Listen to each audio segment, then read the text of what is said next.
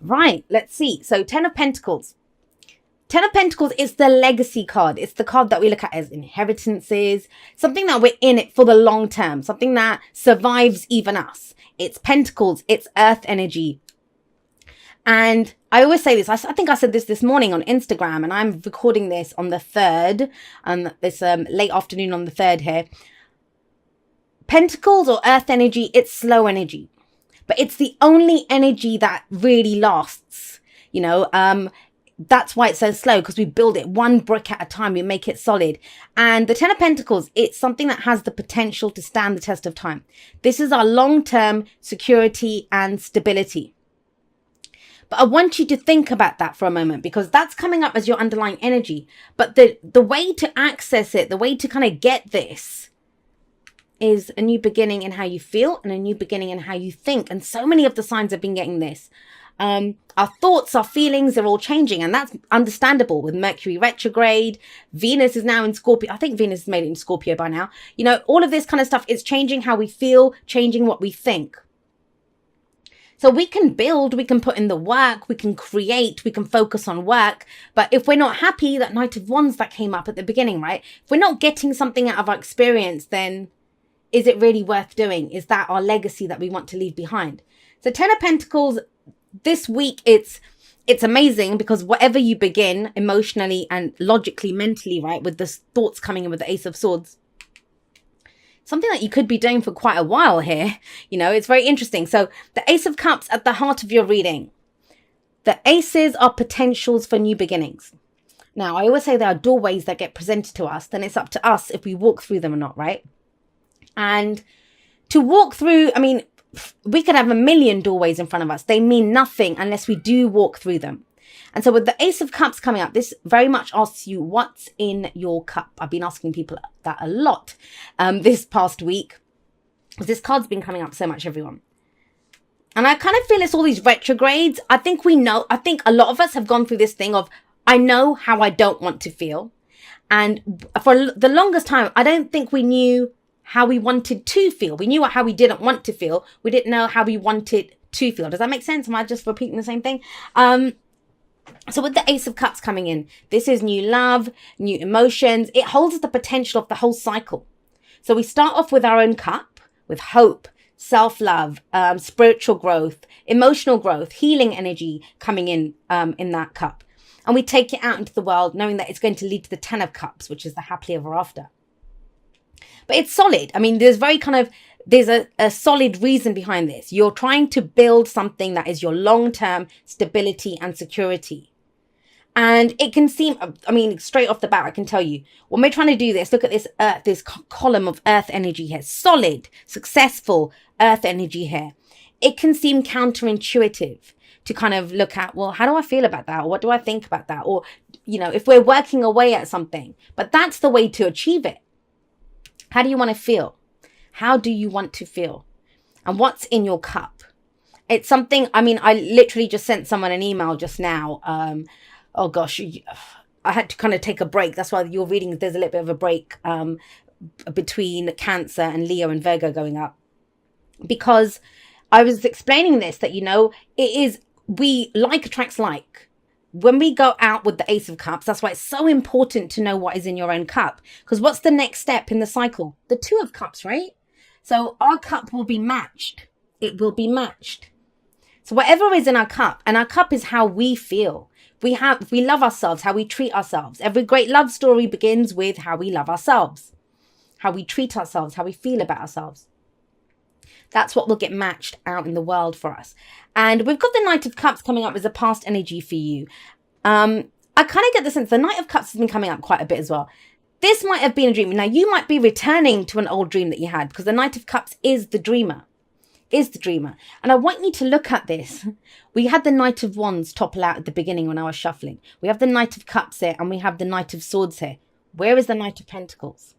That's because you're not a Knight of Pentacles. You're the King of Pentacles. You've mastered that.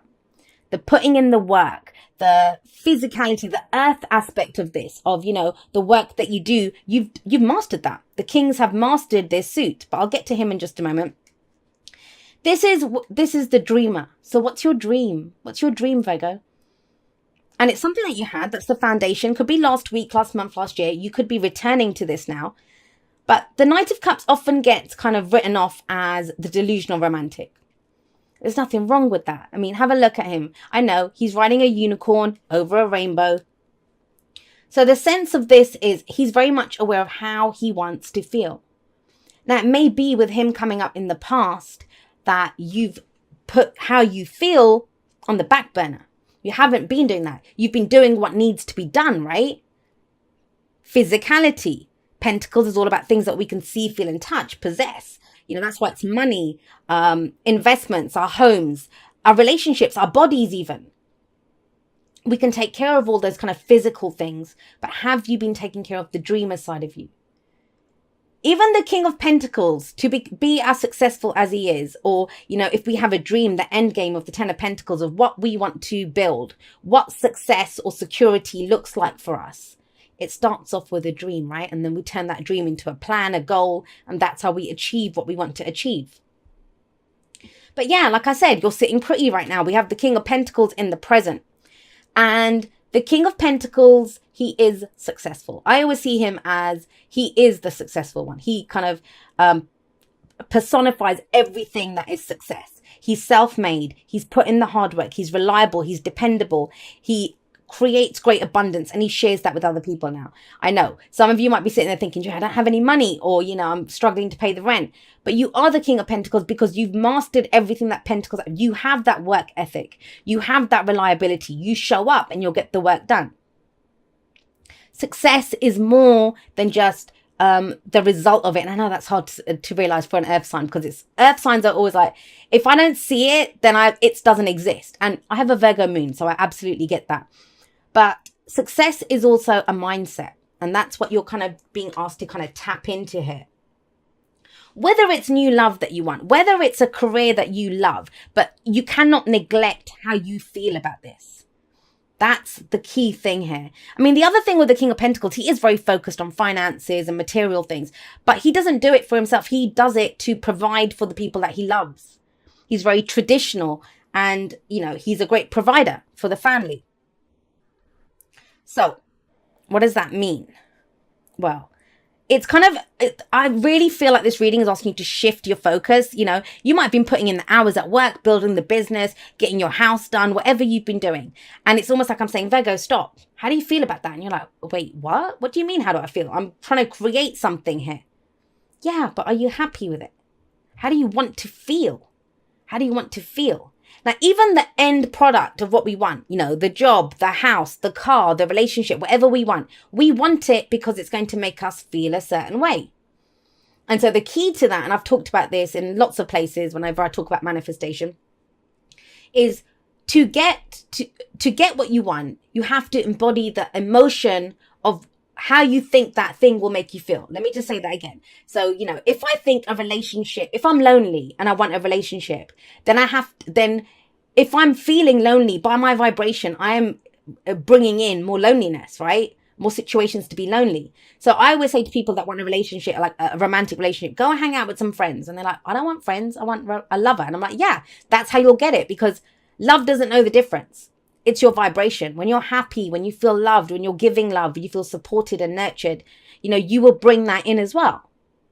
Very important. Your cup is at the center of this reading, at the heart of this reading. Everything else revolves around it. Now, have a look. What we have coming up as a future energy leading from this is like, you put in the work, you built this, you're reliable, you're dependable, you show up. Good job, Virgo. What's next? Speaking your truth. The Knight of Swords is one who, have a look. With all these knights coming in, that's very mutable energy. Knights are all about progress, movement. Let's go. Let's achieve something. Let's go on this mission. We're going to further this cause. That's what the knights do. He's furthering his emotional needs here. And I want to say this also. I didn't say this before. The Knight of Cups, he usually lacks substance because he's all about emotion. It's a good place to stop, but it's not a good place to stop. But you didn't stop there. You had the dream and you're putting in the effort for it. But next comes communication. The Knight of Swords is communication, and he fights for his truth. Swords are our thoughts, our beliefs, our ideas, and how we communicate them. And so with the Knight of Swords coming in, this is about fighting for your belief. Now, to know what your beliefs are, what your truth is, you must have a truth, right? Have a look. Have a look at what your advice is. It is the sword of truth. This is a new perspective. This is victory. It's a victory card, and it's clarity through the truth. Now, again, the aces, that's always out. So that's my cup, right? With the Ace of Cups is my cup, how I feel. And the Ace of Wands is your wand, you know. So again, if I was pulling it for myself, it'd be the Ace of Wands, my wand. All right, what's my inspiration? What's my passion? What do I want to create? The Ace of Pentacles, that's my seed. What am I trying to grow here? What am I planting to grow into this Ten of Pentacles energy? So the same with the Ace of Swords. It's what is my truth? So what is your truth, Virgo, right?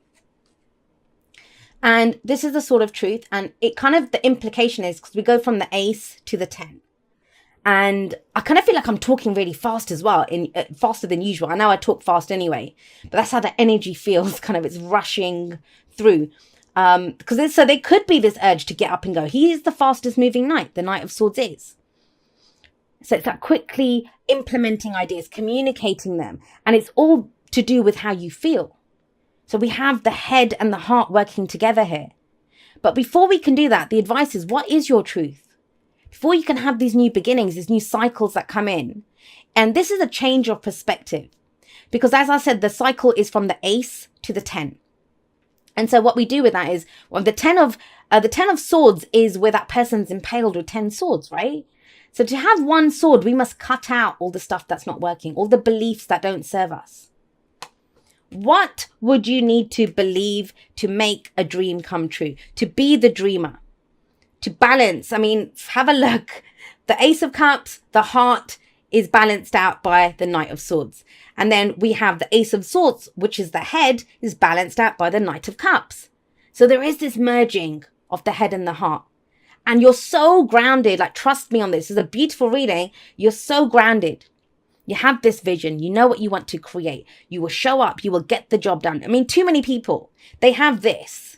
They have the thoughts, or they don't put in the effort. They don't show up every day and get the work done. If you want different results, then you have to be willing to do something that you've never done before, right?